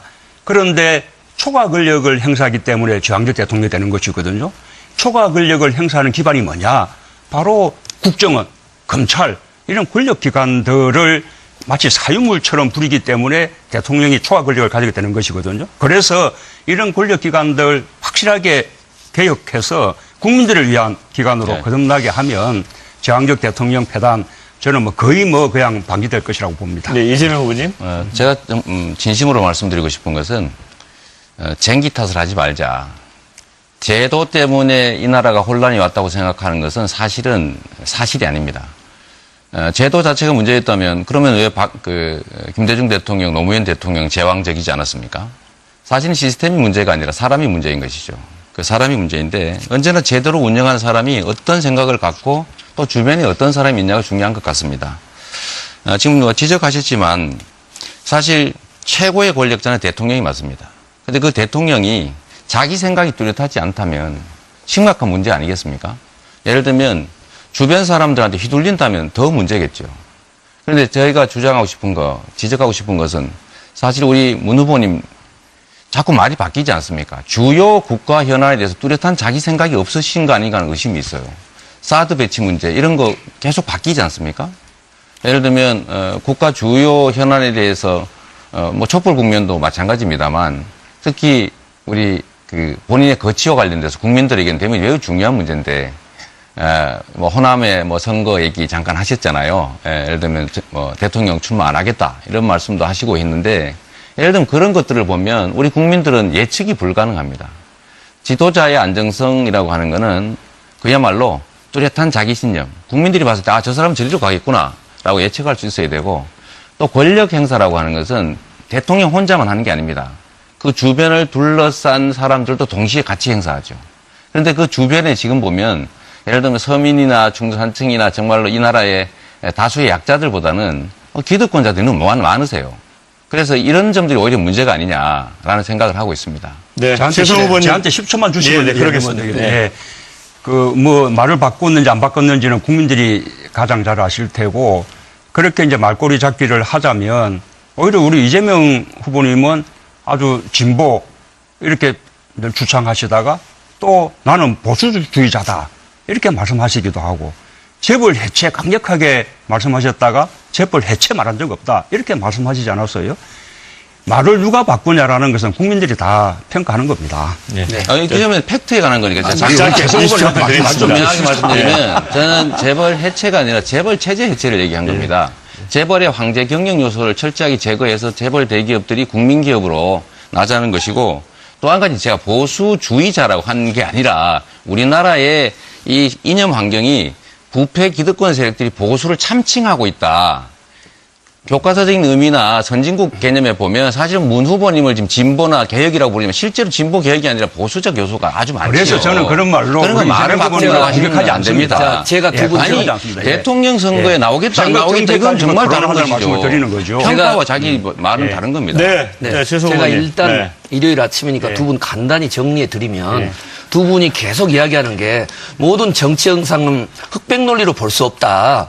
당신들께서 주장하셨잖아요. 혁신과 통합은 동전의 양면이다. 그걸 갖고 그렇게 일요일 아침에 싸우실 이유가 뭐가 있습니까? 자, 우선 주제는 제왕적 대통령제 폐단을 어떻게 극복할 것인가. 저만 여러 후보 중에 유일하게 청와대, 국회, 시장, 또 백수, 시민 겪어봤습니다. 중요한 건 좋은 대통령을 뽑아야 됩니다. 정말 협치적인 마인드를 가지고 있는 이런 통합적인 이런 좋은 대통령을 뽑아야지 박근혜 대통령 같은 이런 나쁜 대통령을 뽑아놓으니까 국정이 이렇게 농단됐고요. 두 번째는 시스템이 필요합니다. 사람만의 문제는 아닙니다.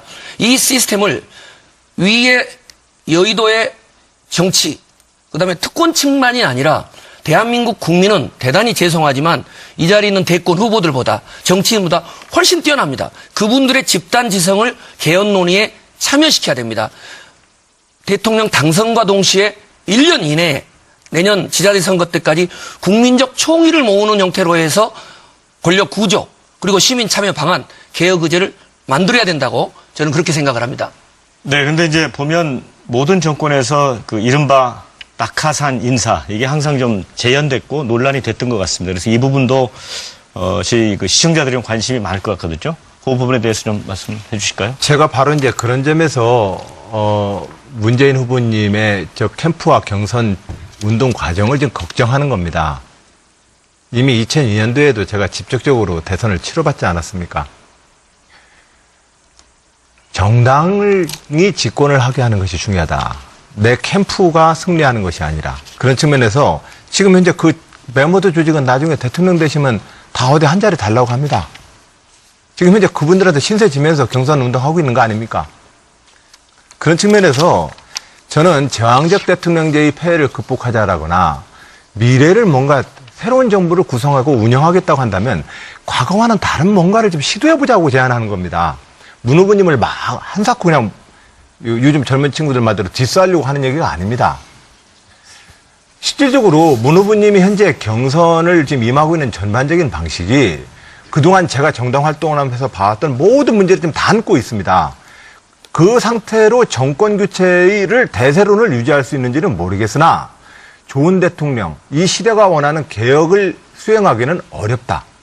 저는 그렇게 분명히 말씀을 올립니다. 네, 문 후보님. 그 인사 문제는 뭐 다들 기억하시겠지만 역대 정부 가운데서 말하자면 시스템 인사를 하고 그 인사 시스템에 대통령조차도 관여하지 않았던 그 유일한 정부가 참여정부입니다.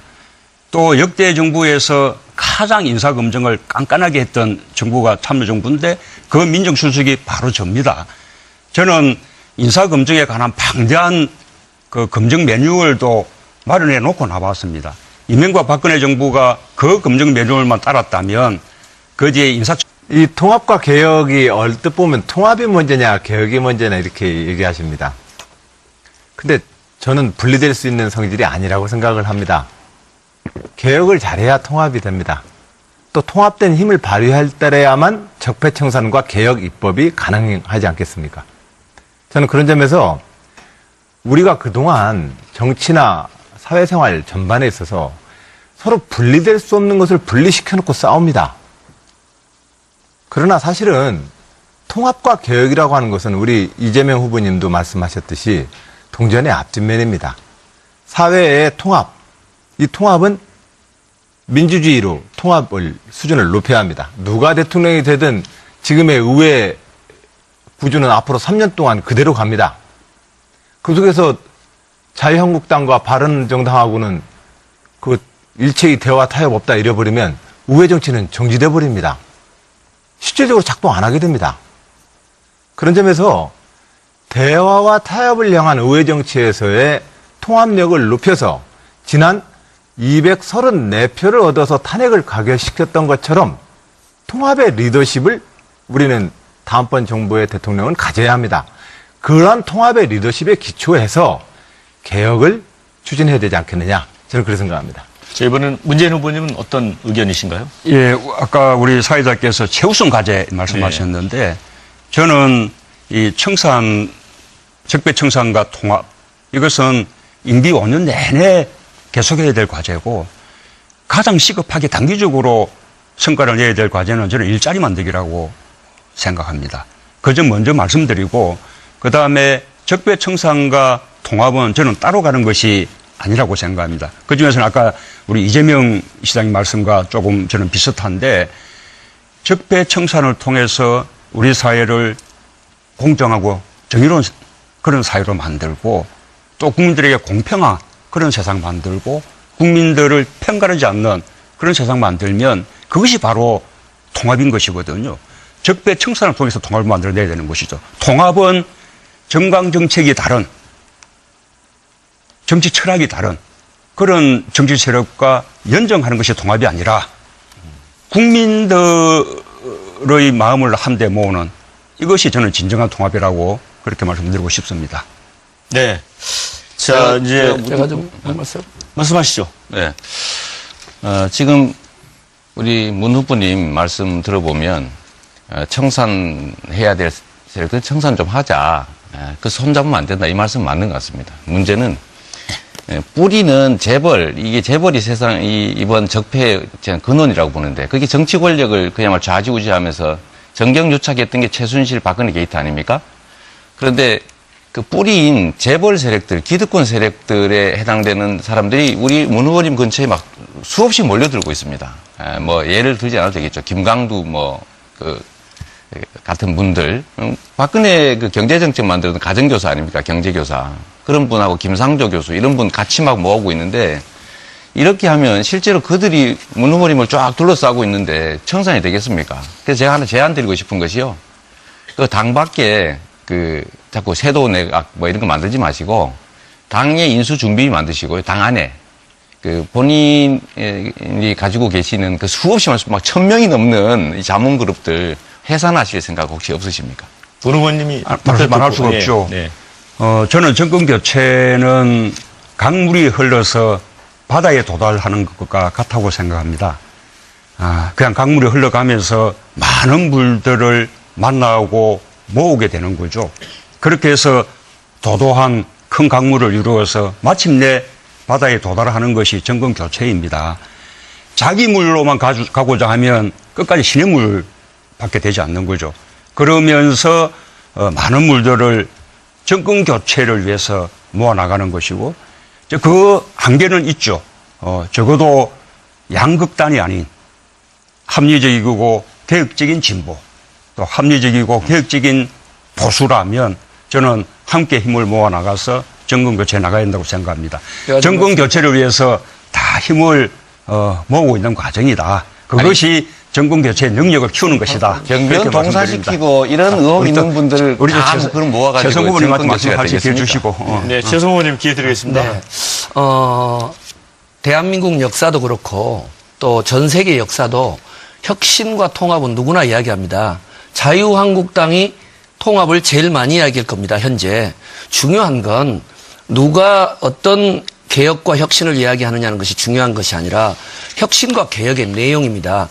당연히 혁신과 개혁을 해야 국민 대통합이 오는 거고 국민 대통합에 힘이 있어야 혁신을 하는 것이죠. 그러나 구체적인 문제로 돌아와서 지금 자유한국당과 연정을 하겠다는 것은 지금 오늘 이 순간도 홍준표 후보 같은 분들 노무현 전 대통령을 향해서 입에 담을 수 없는 폭언을 하고 있는데 그런 분들하고 우리 연립정부 합시다 하는 건 그런 분들이 뱉는 통합은 그들의 기득권의 논리를 위하는 거다 이렇게 보고요.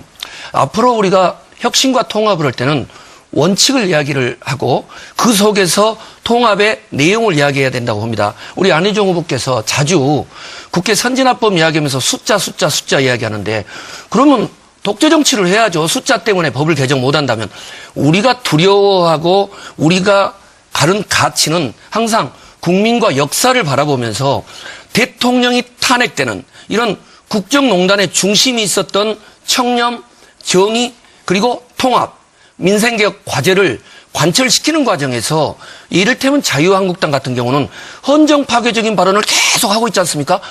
우리가 요구할 것은 이런 정당은 해체하고 또 국회의원직을 사퇴해서 정말 제대로 된 국민과 함께하는 개혁 공동정부를 수립해야 된다 이렇게 생각합니다. 네, 이 자유한국당과의 협치 대상에서 넣을 건가 뺄 건가 이런 질문을 제기해 주셨는데 우리 안희정 후보님. 저는 이 모든 게 사실은 자유한국당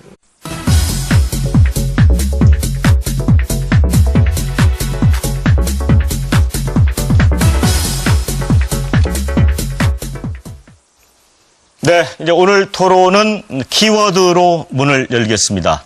자, 내가 대통령이 된다면 무엇이 바뀔 것인가?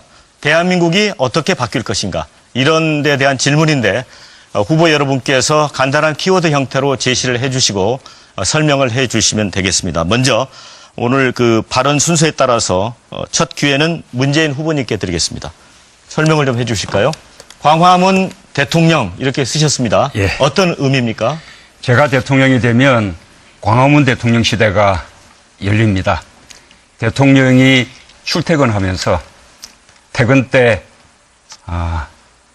남대문 시장에 들러 시민들과 소주 한잔 하면서 세상 사는 이야기 나누고 또 시국도 논하고 소통하는 모습 어떻습니까? 저는 그런 대통령이 되려고 합니다. 박근혜 대통령 탄핵 왜 일어났습니까? 구중궁궐 청와대에 갇혀서 전수실 같은 측근들만 만나고 국민들과 불통했기 때문에 생긴 일 아닙니까? 저는 대통령 집무실을 광화문 정부청사로 옮기고 지금의 청와대와 북악산은 국민들의 휴식 공간으로 돌려드리겠습니다. 국민들 속에서 국민들과 늘 함께하면서 소통하고 국민들의 눈물을 닦아주는 그런 대통령이 되겠습니다. 네, 다음은 안희정 후보님입니다. 대화 이런 키워드를 제시를 해주셨습니다. 예, 저는 네. 대화로 잡았습니다. 우리 사회의 대화가 너무 부족합니다. 대화를 통보나 밀어붙이기라고 하는 정치 문화에 우리는 너무 오랫동안 지쳐 있습니다. 제가 대통령이 된다면 국무회의는 실질적인 대화와 토론의 장이 될 것입니다. 청와대나 대통령의 일방적 지시의 회의가 되지는 않을 것입니다. 또한 안보나 외교, 지금 현재 노사정, 이런 사회적인 많은 갈등들을 놓고 의회의 지도자들과 또 시민들과 적극적으로 대화하겠습니다. 미국 드라마에서 우리 젊은 분들이 많이 봤던 웨스트 윙, 미국 대통령이 어떻게 대화하는가, 정말로 부러웠습니다. 그런 나라 우리 한번 만들어봤으면 합니다. 대화하는 나라가 될 것입니다. 네, 다음은 최성 후보님입니다. 뭔가 많은 양을 지금 적어주셨어요. 저는 재밌게 써봤습니다. 땡방 뉴스, 땡큐 뉴스입니다. 저는 빛고울 광주 출신인데요. 고등학교 시절에 5.18 민주화 운동을 경험했습니다. 그 시절에 전두환 장군이라는 분이 나와서 항상 TV만 틀면 스트레스를 줬습니다. 요즘에는 박근혜 대통령이 탄핵됐는데도 스트레스를 줍니다. 땡방 뉴스인데요. 제가 대통령이 되면 정말 아주 즐겁고 유쾌한 뉴스를 국민 여러분께 선보이겠습니다. 여러분 상상 한번 해보십시오. 제가 대통령 됐을 때 부정입학 근절하는 정유라법, 부정부패 척결하는 최순실법, 그리고 우리 위안부 피해자 어머님들 노벨 평화상 수상했다는 그런 유쾌한 소식 전달하는 최성이 되겠습니다. 감사합니다. 네, 다음은 이재명 후보님. 네. 개혁 대통령 이렇게 제시를 해주셨네요. 네. 저는 이 시대의 과제가 그야말로 개혁하는 대통령이 필요한 그다음에 청산과 공정국가 건설이라고 생각합니다. 우리가 누군가를 대통령 만들어주기 위해서 촛불을 들고 싸운 것이 아닙니다. 우리는 그야말로 사람이 살만한 공정한 나라, 세상이 변하기를 바랍니다. 이미 국민들은 정권 교체 결정했습니다. 어떤 정권 교체로 우리의 삶을 바꾸는 그야말로 개혁 대통령을 만들어낼 것인가가 과제일 겁니다. 청산 없는 그야말로 통합 없습니다. 개혁해야 세상이 바뀝니다. 개혁하는 대통령이 되겠습니다. 개혁 대통령 이재명입니다. 네. 자, 네 분의 키워드를 들어봤습니다. 국민들에게 공감을 끌어내기 위해서 얼마나 고심하셨는지 그 흔적을 좀 엿볼 수 있는 것 같습니다. 어느 분이 좀 대통령이 되셔도 이런 것들 다 좀 이뤘으면 좋겠다는 생각이 들고요. 자, 본격 토론 2017년 대한민국에 필요한 리더십이 무엇일지 좀 논의를 해보겠습니다. 사실 이제 이번 조기 대선이 이제 탄핵으로 해서 이제 시작이 된 것입니다. 그래서 대한민국을 업그레이드 하기를 좀 바라고 있고요. 그러면서 앞서 언급이 있었습니다. 개혁 청산 이런 얘기도 있고 또 이 촛불과 태극기 집회 이 와중에 이제 갈등상, 분열상도 나타났고 그래서 먼저 이런 질문을 한번 드려보겠습니다. 이 통합이 먼저냐, 적폐 청산이 우선이냐, 어떤 것이 대통령으로서 우선 과제일까 이런 부분인데 어느 분이 먼저 답변을 해주실까요? 제가 먼저 좀 시작할까요? 네. 네. 통합과 개혁 두 가지가 상반된 개념이 아닙니다. 소위 청산이냐 통합이냐를 지금 논의하고 있는데 이 두 가지는 동전의 양면과 같은 것이죠. 청산을 해야 개혁이 가능하고 진정한 개혁이 있어야 우리 국가 공동체 구성원들이 그야말로 공정한 질서 속에서 공정하게 기회를 누리며 살 수 있게 됩니다. 그게 진정한 통합이죠. 부패한 청산되어야 될 세력들하고 손을 잡으면 청산이 불가능합니다. 또는 명시적으로 예를 들면 대연정처럼 우리가 청산되어야 될 적폐 세력과 손을 잡는 것은 아니더라도 혹여 그 뿌리가 같은 기득권자들과 실제로 손을 잡고 있으면 그야말로 기득권 대연정이 될 가능성이 많죠.